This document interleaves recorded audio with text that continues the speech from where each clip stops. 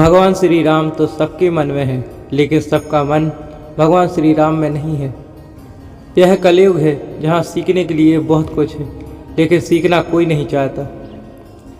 चैत्र मास शुक्ल पक्ष की तिथि जन्म हुआ उनका, जिन्हें भगवान श्री राम कहा गया।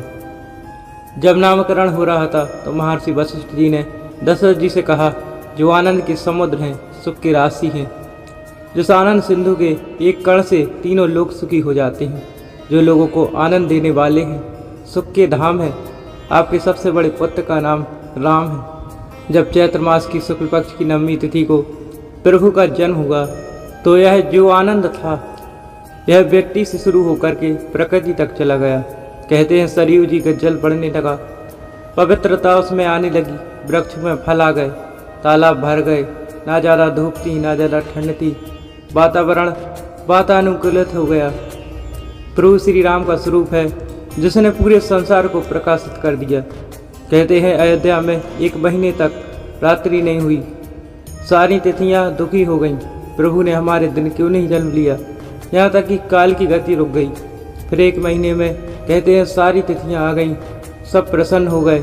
शुक्ल पक्ष ने कहा कि भगवान ने मेरा पक्ष लिया, मुझ में जन्म लिया। कृष्ण पक्ष को लगा कि मैं अभागा रह गया। जब प्रभु ने कहा कि चिंता मत करो, द्वापर में जब कृष्ण अवतार में आऊँगा तो कृष्ण पक्ष में अवतरित हो जाऊँगा, लेकिन तुम्हारे सुख के लिए अभी दिन में रात्रि किए देता हूँ।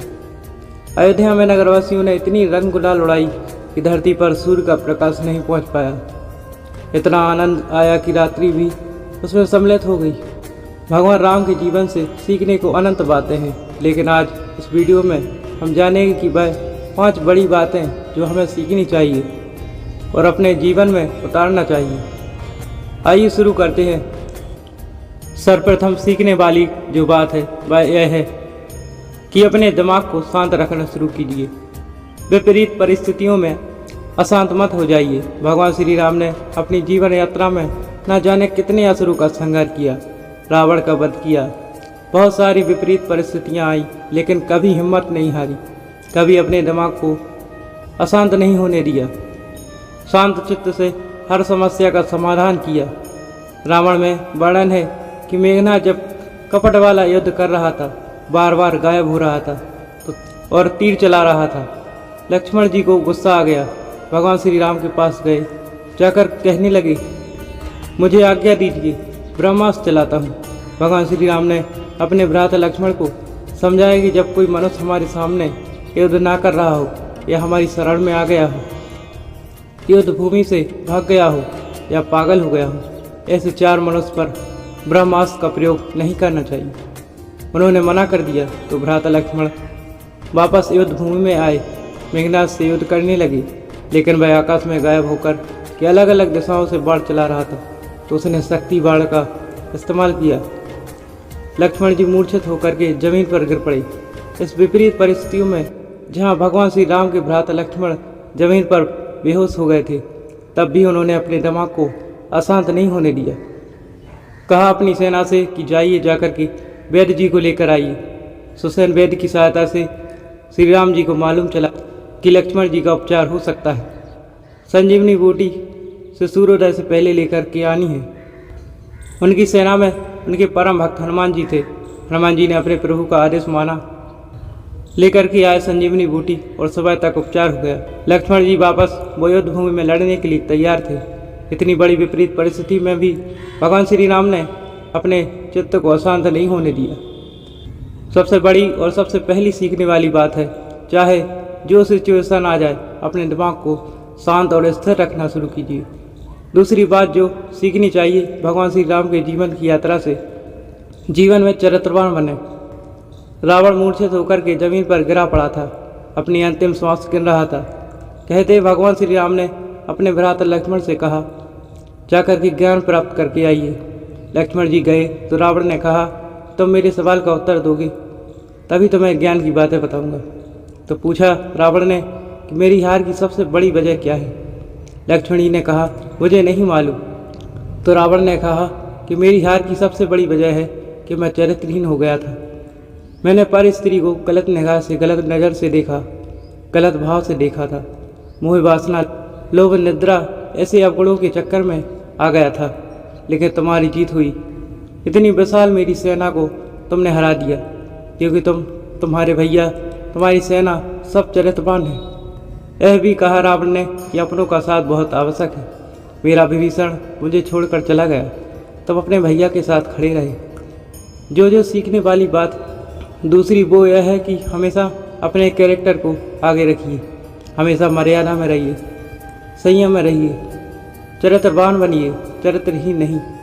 अपनी मर्यादाओं में रहकर पुरुष में उत्तम आचरण आता है, वही तो बनता है मर्यादा पुरुषोत्तम। प्रभु श्री राम ने कभी अपनी मर्यादा का उल्लंघन नहीं किया।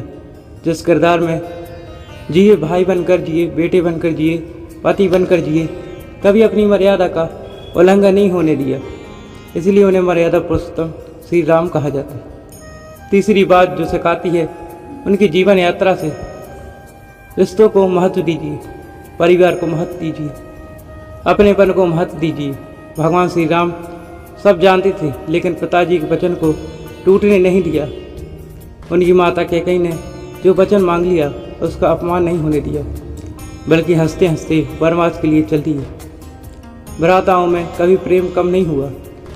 चारों भ्राताओं में इतना प्रेम था कि लक्ष्मण जी बड़े भाई के साथ वनवास के लिए चल दिए। भरत जी ने राजगद्दी छोड़ दी। यह सिखाता है कि भाइयों में प्रेम होना कितना आवश्यक है। भगवान श्री राम ने अपनी जीवन यात्रा में गुरुओं का सम्मान किया, परिवार में बड़ों का सम्मान किया, छोटों को स्नेह दिया। वह बताते हैं कि रिश्ते जीवन में सबसे महत्वपूर्ण है। अगर हम जीवन का सारा सुख, जो समृद्धि है, साम्राज्य है, उसे भी पालें और हमारे पास अपने ना हो, तो सुख समृद्धि का कोई महत्व नहीं रह जाता है। चौथी बात सीखनी चाहिए भगवान श्री राम के जीवन यात्रा से, एकता बना के रखिए, चाहे परिवार में हो, चाहे समाज में हो। महाराजा दशरथ के चारों बेटों का चरित्र अलग अलग था, लेकिन तब भी उनमें एकजुटता थी, एकता थी, और संकट के समय में सब साथ खड़े रहे। आप चाहे जितने बड़े हो जाएं, चाहे जहां पहुंच जाएं, अगर आपके आसपास अपने नहीं हैं, तो उस सम्मान का, उस समृद्धि का कोई मतलब नहीं रह जाता। भगवान श्री राम राजा परिवार से थे। वो चाहते तो केवट को गले नहीं लगाते, माता सबरी के झूठे बेन नहीं खाते, लेकिन उन्होंने ऐसा किया ताकि वह सामाजिक समानता की तरफ दुनिया को संदेश दे पाए, समानता का विश्वास अपनी प्रजा में पैदा कर पाए।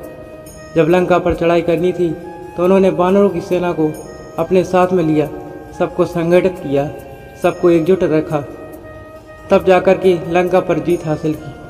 उनकी जीवन यात्रा सिखाती है कि एकता बनाए रखिए, बिखरिए मत, छोटी छोटी बातों को लेकर के झगड़ना बंद कीजिए। और अंतिम बात सिखाती है कि हमेशा विनम्र रहिए, शांत बने रहिए। भगवान श्री राम लंका तक जाने के लिए बड़ी प्रार्थना करते हैं समुद्रदेव से, लेकिन वह प्रसन्न नहीं होते। अंत में थोड़ा सा उन्हें क्रोध आता है। समुद्रदेव दर्शन देते हैं और फिर रास्ता जो है वह आसान बना देते हैं, लेकिन अपनी विनम्रता को भगवान श्री राम नहीं छोड़ते। उनके भ्राता उन्हें कहते हैं, भैया अभी आसान कर देते हैं रास्ता, लेकिन वो कहते हैं नहीं, हमें प्रार्थना करनी चाहिए। समुद्रदेव की तपस्या करते हैं। रावण का भाई विभीषण जब प्रभु श्री राम की शरण में आता है, तो उस पर संशय नहीं करते हैं, बल्कि खुले दिल से उसका स्वागत करते हैं। जब बात आती है लंका में रावण के वध के लिए अगला राजा कौन होगा, तो खुशी खुशी विभीषण को सिंहासन सौंप करके आ जाते हैं। यहाँ तक कि भगवान श्री राम ने रावण को भी कई अवसर दिए कि वह समझ जाए, सीख जाए, सही रास्ते पर आ जाए। वो तो रावण आने की तैयार नहीं था, इसलिए उसका वध करना पड़ा। प्रभु श्री राम की जीवन यात्रा सिखाती है कि जीवन में विनम्रता का साथ मत छोड़िए। जब तक आप विनम्र रहेंगे, तब तक जीवन में खुशियाँ, जीवन में अच्छे पल आपके आसपास ही रहेंगे। दोस्तों, सीखने के लिए अनंत बातें हैं, लेकिन कुछ और बातें जो बड़े काम की हैं। भगवान श्री राम सिखाते हैं कि आगे बढ़ने के लिए दृढ़ संकल्प काफ़ी है। इसके बाद में फिर कमी चाहे जिस चीज़ की हो, सब पूरी हो जाती है। चाहे सेना की कमी हो, चाहे संसाधनों की कमी हो। एक युवा मन ने जब वनगमन का फैसला स्वीकार किया, तो फिर विचलित नहीं हुए। उस समय जो रो रहे थे उन परिवारजन, उनको भी कहा कि संयम बनाए रखिए, साहस बनाए रखिए, वापसी अवश्य आऊँगा। अनुचित भाषा का प्रयोग कभी भगवान श्री राम ने नहीं किया। हर किसी का स्वागत करते थे, मुस्कुरा करके उसे अपना बना लेते थे। कभी उन्होंने यह याद नहीं रखा कि किसने मेरे साथ क्या व्यवहार किया। बदले में उन्होंने सबके साथ अच्छा ही व्यवहार किया और कभी अपनी महानता के बारे में नहीं सोचा, ना उसका एहसास कराया। विनम्र बने रहे, वचन के पक्के रहे और बड़े से बड़ा त्याग करते चले गए। जय श्री राम। दोस्तों, वीडियो पसंद आई हो तो लाइक जरूर करिएगा और आप अगर भगवान राम के भक्त हैं तो कमेंट में जय श्री राम जरूर लिखिए और हमारे चैनल को सब्सक्राइब जरूर करिए।